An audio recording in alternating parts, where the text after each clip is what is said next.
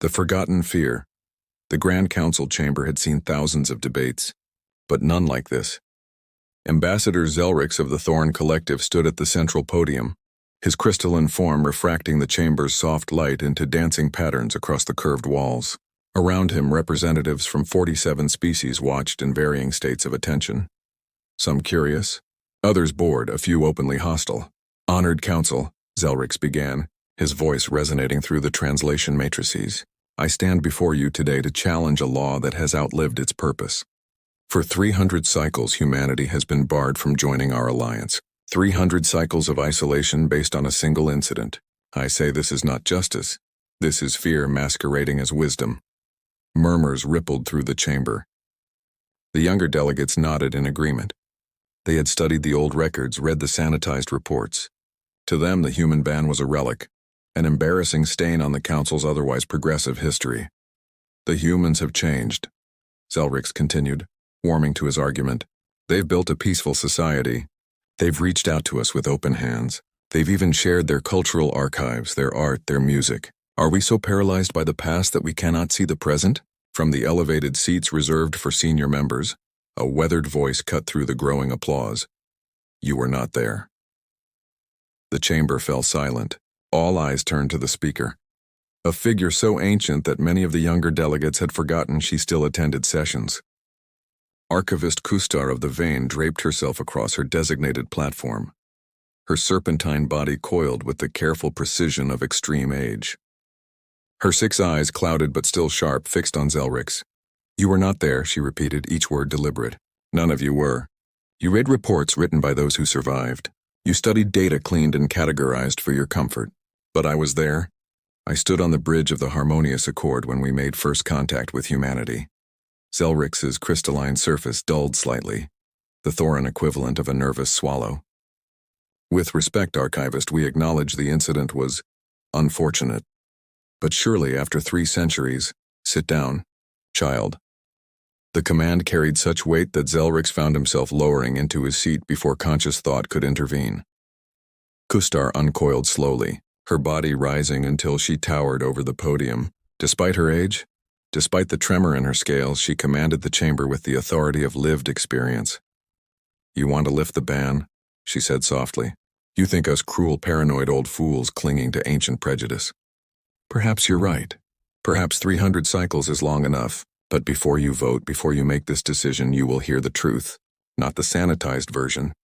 Not the diplomatic summary. The truth." She paused, and for a moment, her eyes seemed to look past the assembled delegates, past the chamber walls, into a memory that had haunted her for 3 centuries. "We were so confident," Kustar began, her voice taking on the rhythmic quality of a practiced storyteller. "The Harmonious Accord was our finest vessel, a mobile embassy designed for peaceful first contact. We had encountered 43 species before humans. Every time, despite differences in biology, psychology, or culture, we had found common ground. We had protocols. We had centuries of experience." She moved through the chamber, her body flowing like liquid shadow between the seats. The delegates leaned in, drawn by something they couldn't quite name. The humans welcomed us. Oh, how they welcomed us. They broadcast messages in every frequency we used. They sent a delegation to orbit in what they called a space shuttle, a crude but functional craft that moved our scientists to tears with its earnest simplicity. They were so eager to meet us, so desperate to know they weren't alone. Kustar's voice softened. "We thought them primitive but harmless. Their technology was centuries behind ours. Their biology seemed fragile. No natural armor, no venom, no psychic abilities. They were short-lived creatures who had barely escaped their own gravity. Well, we were charmed by them, the way you might be charmed by a clever child." The archivist stopped, her body coiling tight. When she spoke again, her voice had changed. Harder, edged with something that might have been fear. "We invited 6 humans aboard the Accord for a formal greeting. 3 males, 3 females, all carefully selected by their government. Scientists, diplomats, a poet. They wore their finest clothes. They brought gifts, simple things touching in their thoughtfulness. A collection of music from their world, seeds from plants they thought we might find beautiful, a book of photographs showing their planet's diversity." She paused. "They also brought something none of us expected. Something that would change everything." The chamber held its breath. They brought themselves, Kustar whispered. Their true selves. And we were not ready. End of part 1. The archivist's words hung in the air like a held note. Around the chamber, delegates exchanged glances. Some looked skeptical, others intrigued. But all of them waited to hear what had terrified the galaxy's greatest peacemakers. Waited to understand why humanity had been banished to the edges of known space. Waited to learn if the fear that built the human ban was justified, or if 300 cycles of isolation had been a terrible mistake to be continued in part 2. The moment that changed everything. A star's 6 eyes swept across the chamber, ensuring every delegate understood the weight of what came next. The tour proceeded smoothly, she continued, her voice steady but carrying an undercurrent of tension. We showed them our gardens, biosynthetic chambers where we cultivated plants from across the Alliance. The humans were fascinated. One of them, a woman named Dr. Sarah Chen, had tears in her eyes when she saw a flowering species from the Kelthari homeworld. She said it reminded her of something called a cherry blossom. A few younger delegates shifted impatiently. Where was the danger? Where was the incident that had justified centuries of isolation? Kustar noticed their restlessness. You want me to reach the moment, the crisis. But you need to understand the crisis wasn't the important part. The crisis was merely the reveal. She moved to the chamber's central holographic display, her tail activating the ancient controls with practiced ease. An image flickered to life. A schematic of the Harmonious Accords containment section. In Section 7 Theta, we maintained a diplomatic quarantine area. Standard protocol. Any biological samples from the visiting world had to be isolated until our medical teams confirmed they posed no contamination risk. The humans had brought those seeds, remember? Beautiful gesture, potentially catastrophic if they harbored incompatible microorganisms. The hologram shifted, showing a detailed cross-section. The containment field was maintained by a dual redundancy system. The probability of failure was calculated at less than 1 in 40 million. We had used this system for 400 cycles without incident. Kustar's voice dropped. On the 43rd minute of the human delegation's tour, the impossible happened. A microscopic quantum fluctuation, the kind that occurs perhaps once in a civilization's lifetime, caused both redundancy systems to fail simultaneously. The hologram showed red warning indicators, cascading across the containment section. The containment breach alarm sounded. Our protocols activated immediately. Security fields locked down Section 7 Theta. But there was a problem. She paused. One of the humans was standing 2 meters from the containment door. A young man named Marcus Webb, their linguist. If the security fields engaged with him in the corridor, the energy barrier would have bisected him at the torso. Several delegates gasped. The Thoran ambassador leaned forward. But your safety protocols should have prevented. Our protocols were designed for our biology, Kustar interrupted. Species that move with deliberation. Species that think before acting. Species that rely on logic and calculation. Her eyes fixed on him. The human moved before our sensors registered he was in danger. She manipulated the hologram again. Now it showed a time-lapse reconstruction, moving in fractional seconds. Analysis later showed that Marcus Webb had 47 milliseconds between the alarm's activation and the security field's engagement. 47 milliseconds. Our own crisis response specialist would have needed at least 200 milliseconds just to process the threat. The hologram showed a human figure suddenly in motion, a blur of action that seemed to defy the measured pace they'd shown throughout the tour. He didn't analyze. He didn't calculate odds. He didn't consult his delegation or wait for our crew's guidance. In the space of a single heartbeat, this human, this soft, fragile creature we had dismissed as primitive, made a decision and executed it with such speed that our recording systems almost missed it entirely. The delegates watched as the holographic Marcus Webb threw himself backward, his hand shooting out to grab a support rail, his body contorting with impossible flexibility, clearing the corridor just as the security field slammed into place. But that wasn't what frightened us, Kustar said quietly. The hologram continued. In the aftermath of the breach, the human delegation reacted. While the Vane crew stood processing the emergency, while their protocols loaded and their rational minds assessed the situation, the humans moved. Watch carefully, Kustar commanded. The 6 humans formed a defensive cluster in less than 2 seconds. The 3 nearest to Marcus Webb moved to check him for injuries. Their hands gentle but efficient, their eyes scanning for damage with an intensity that made several delegates uncomfortable. The other 3 positioned themselves between their group and the containment breach. Their bodies tense, their posture radiating a readiness that the translation matrices struggled to convey. One of them, Kustar continued, the poet, a man named Jackson Pierce who had spent the previous 20 minutes discussing the philosophical implications of interstellar community, picked up a piece of broken equipment. In that moment, his face changed. The gentle smile disappeared. What replaced it was something our psychologists spent decades trying to properly classify. She paused, letting the hologram freeze on Jackson Pierce's expression. He was prepared to fight, she said simply, not just prepared, eager.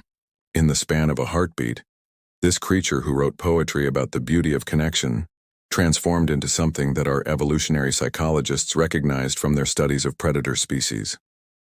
But that wasn't quite right either. Predators hunt. This human was protecting. The hologram zoomed to show Dr. Sarah Chen, the same woman who had cried at the sight of alien flowers, positioning herself between the breach and a young vain technician who had frozen in panic. Didn't know our crew member, Kustar explained. They had never spoken. The technician was a different species, a different biology, a being she had met perhaps 30 minutes prior. And yet, without hesitation, Dr. Chen placed herself in what she perceived as danger to shield someone else's child. The chamber was utterly silent now. The breach was contained in 8.3 seconds. Kustar continued. No contamination occurred. Marcus Webb suffered minor bruising. By every objective measure, the incident was a success, a crisis averted, no lasting harm done. But our crew was shaken in a way that 3 centuries of first contacts had never prepared us for. She deactivated the hologram and turned to face the assembly directly. We had encountered fierce species before, warriors who valued honor and strength. We had met protective species who guarded their young with admirable dedication. We had studied predators and prey, herbivores and carnivores, social species and solitary ones. But humans were different. They were all of these things and none of them. They were contradictions made flesh. Kustar's voice rose with remembered wonder and fear. They moved with predator speed but protected with prey desperation. They thought with rational minds but reacted on pure instinct. They were fragile enough to die from a simple fall, yet courageous enough to throw themselves between danger and strangers. They were individuals who prized personal freedom, yet formed protective units in microseconds. They were soft, violent, gentle, fierce, logical, emotional, all at once all the time with no apparent contradiction in their minds. The archivist coiled herself tighter. We spent 3 weeks with that delegation. 3 weeks of meals, conversations, cultural exchanges. They were charming. They were curious. They laughed at our jokes and shared their music and asked thoughtful questions about our history. And underneath it all, we felt it, that barely contained intensity, that hair-trigger readiness, that capacity for instant transformation from peaceful to dangerous, that they didn't even seem to notice in themselves. She looked at Zelrix, her gaze heavy with centuries of consideration. We didn't ban humanity because we thought them evil. We didn't ban them because they were violent. We banned them because they were unpredictable in a way that terrified us. Because in that moment of crisis, they showed us something we had never encountered in all our travels across the stars. What? Zelrix whispered. His earlier confidence completely evaporated. Humans, Kustar said softly, are always ready for war, even when they desperately want peace. It's not a choice they make, it's woven into their very being. They cannot turn it off. They cannot logic it away. And that capacity for instant, overwhelming response to threat exists in every single one of them all the time, just beneath the surface of their kindness. She straightened, her ancient body finding strength in conclusion. We banned them not to punish them, but to protect ourselves from our own fear.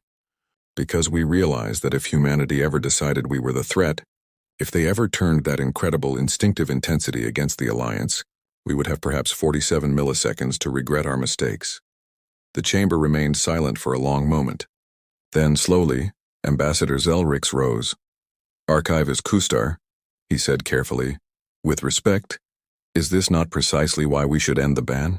What you describe sounds like a species that protects fiercely, and acts decisively in crisis. Are these not qualities the Alliance needs? Are these not traits we should embrace rather than fear? Kustar regarded him for a long moment. Then, to everyone's surprise, she began to laugh, a strange wheezing sound that echoed through the chamber. "Oh, you clever child," she said, her eyes bright. "You've seen it, haven't you? The thing I spent 300 cycles too frightened to acknowledge." She turned to address the full assembly. "Perhaps Ambassador Zelrix is right. Perhaps we banned humanity not because they were dangerous to us, but because they showed us something about ourselves we didn't want to see." She moved toward her seat, her energy clearly fading. "I have told you my story. I have shared my fear. Now you must decide, is humanity's intensity a threat to be contained or a strength to be welcomed? I am too old to know the answer anymore. I only know what I saw." As she settled into her platform, she added one final thought. "If you lift the ban, if you invite humanity into the Alliance, remember this. They will surprise you. They will act when you expect hesitation. They will fight when you need peace, and they will show mercy when you expect vengeance. They will never, ever be what you predict. And perhaps," her voice softened, "perhaps that is exactly what the galaxy needs." The vote was called. The ban was lifted. And somewhere on a small blue planet orbiting an unremarkable star, humanity prepared to meet the galaxy again, ready for anything as always, with that peculiar mixture of hope and readiness that had defined them from the very beginning.